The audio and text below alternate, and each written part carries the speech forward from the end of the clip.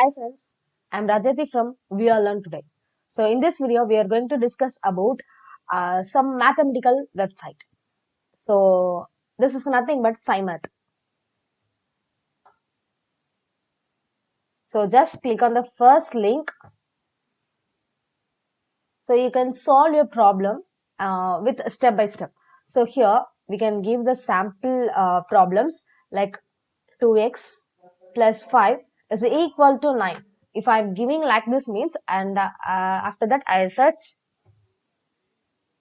So it's loading. So within a one click, you can solve your problem, and it's the problem is step by step. So that's why you can easily understand. And here you can select from samples, or else you can use choose topic. Here the list of the topics. It's a differentiate, expand, factor, graph, or integrated. So it's based on the topics. You can select your sum. So I think this website is useful for you. Thank you. Thank you for watching.